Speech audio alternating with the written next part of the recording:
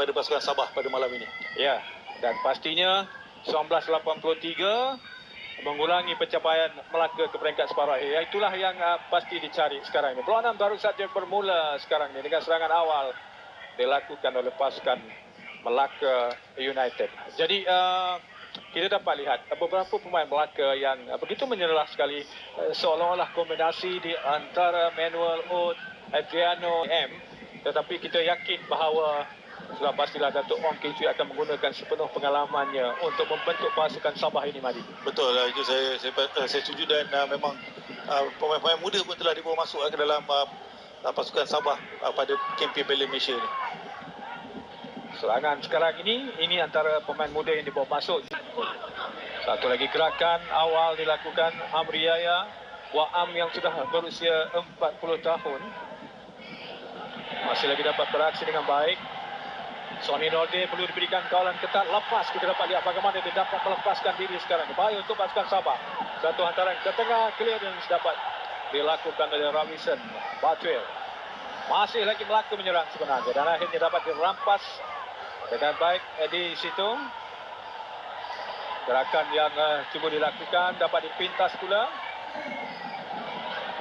Melaka pula sekarang ini menyusun permainan. S. Kumaran lagi sekarang satu hantaran ke belakang. Manuel Ot. Adriano membiarkan lematan kaki kiri. Gol! Adriano membuka tirai jaringan seawal minit yang ketiga ini. Rempatan yang sememangnya kerap kali dilakukan oleh Adriano sebelum ini, Madi. Betul, satu rempatan yang menarik ya. Saya kira memang itu first chance yang ada, dan terus satu rempatan yang saya tidak nampak macam satu pandangan Uzaimi Rohim itu yang menyebabkan bola terus menuju jaring. Agak lambat dia untuk menjatuhkan badan, dan memang tidak dapat untuk melakukan penyelamatan untuk gol awal pasukan Melaka United ini. Kita dapat lihat bagaimana rempatan padu dan pergerakan bola juga kita dapat lihat sedikit melayang. Itu yang menyebabkan kesukaran untuk Silva menjadikan Terengganu sekarang ini berada pada kedudukan agregat 7-1 dengan mereka sedang melalui 4-1 di Stadium Diatian Shah Alam.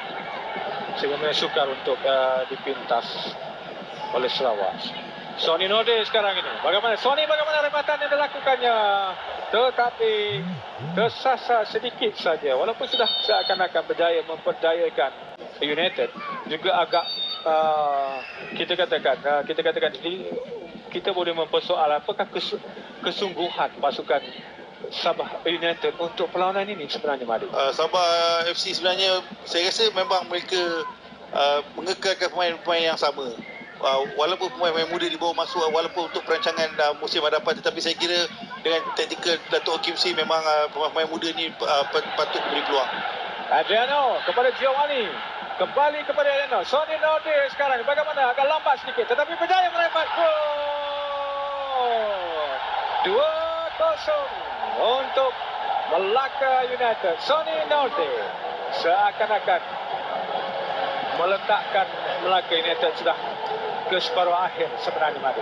Saya setuju dengan gol yang kedua ini dengan agregat 3-0 sekaligus membunuh sisa-sisa perjuangan untuk pasukan Sabah FC, kerana ketika ini pasukan Sabah perlu menjaringkan 3 gol untuk menafikan hak yang baik daripada 3 pemain ini.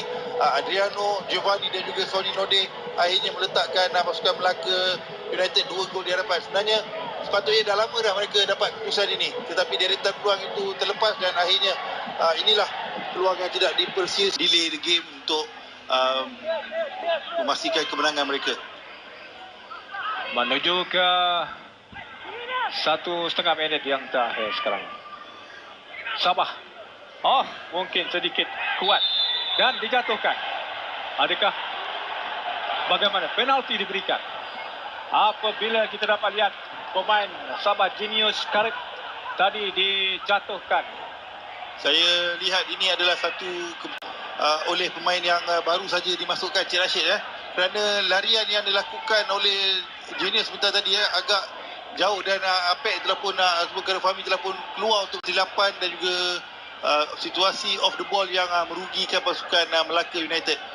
Ya, dan Risto Mitroski jarang mengecewakan ataupun jarang-jarang mengecewakan pasukan Sabah untuk dia menghasilkan jaringan, saya kira. Dan kita lihat sekarang apakah dia akan mampu menghasilkan jaringan untuk perlawanan ini. Tadi terakhir dia menghasilkan jaringan ketika pasukan Sabah bertemu dengan PJ City pada 9 November yang lalu. Sabah menang 1-0 dalam perlawanan ini. Perlawanan itu. Kado Fahmi Cemat benar-benar diuji kali ini melalui sepakan penalti.